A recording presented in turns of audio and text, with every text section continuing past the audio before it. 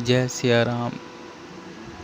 तो कुछ लोग ये समझते हैं कि क्या मालाएं और अंगूठियां पहनने से क्या भगवान सही में हम पे ध्यान रखते हैं कि नहीं, उनका हम पे ध्यान पड़ता है कि नहीं मालाएं अंगूठियां तिलक वगैरह लगाने से। तो इस बात का उत्तर हमें रामायण की कथा से मिलता है।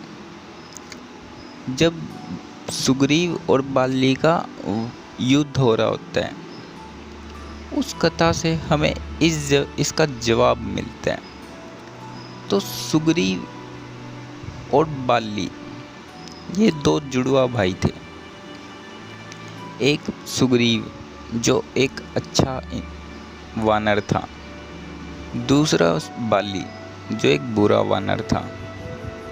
उसने अपने छोटे भाई सुग्रीव की पत्नी का अपहरण कर लिया और उसको राज्य से बाहर निकाल लिया।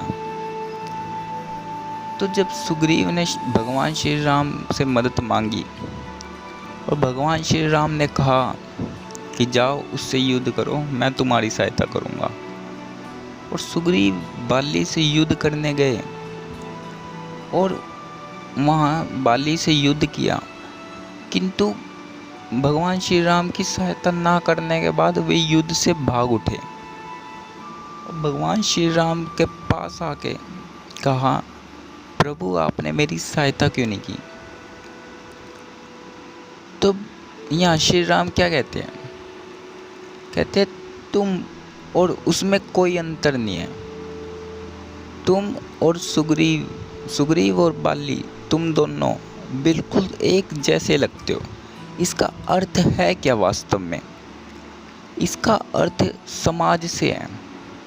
आज समाज में अच्छे और बुरे दो प्रकार के व्यक्ति रहते हैं और भगवान पहचान नहीं पाता अच्छा कौन है बुरा कौन है, क्योंकि सब एक साथ रहते हैं। एक साथ एक ही घर में अच्छे बुरे लोग रहते हैं, एक ही मोहल्ले में अच्छे बुरे लोग रहते हैं।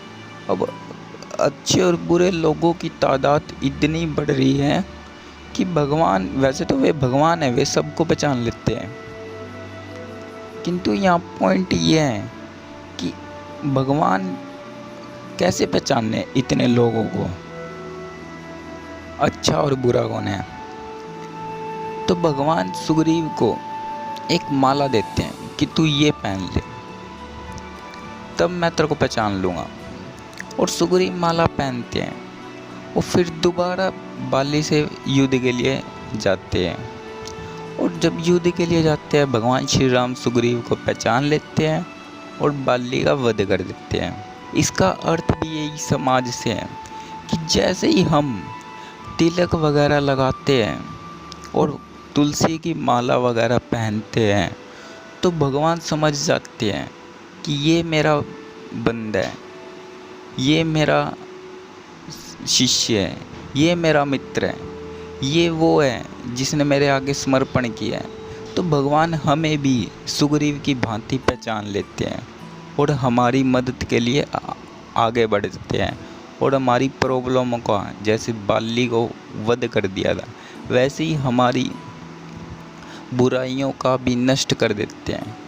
तो ये कथा हमें ये सिखाती है कि चंदन तुलसी लगाने से कोई फ़ायदा नहीं होता। लोग कहते हैं ये फ़ायदा होता है, चंदन तुलसी लगाने से फ़ायदा होता है। भगवान हमें जल्दी पहचानते हैं इन चीज़ों से। जैसे भगवान श्री राम ने सुग्रीव को पहचान लिया था, वैसे ही चंदन तुलसी लगाने से भगवान हमें भी पहचानने लगते हैं। इस कारण ये सब चीज़ें ग्रहण करनी चाहिए, शरीर में पहननी चाहिए। कोई कहे कि तू क्या कर रहा है, इससे कुछ प्रभाव नहीं पड़ेगा। कोई कहे कि तू क्या कर रहा है, तू क्या बन चुका है, ये चोटी बना रखी है, ये तूने तुलसी की माला पहन रखी है, क्या कर रहा है तू, इतना बड़ा तिलक लगा रखा है तूने।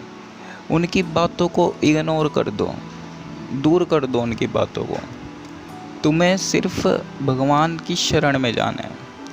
तुम चाहते हो भगवान तुम्हें जल्दी पहचाने तो तुम्हें ये सब करना ही पड़ेगा। तो धन्यवाद। हरे कृष्णा। उम्मीद करता हूँ आप मेरी बातों को गहराई से समझेंगे और चैनल को सब्सक्राइब जरूर कीजिए। जय श्री राम।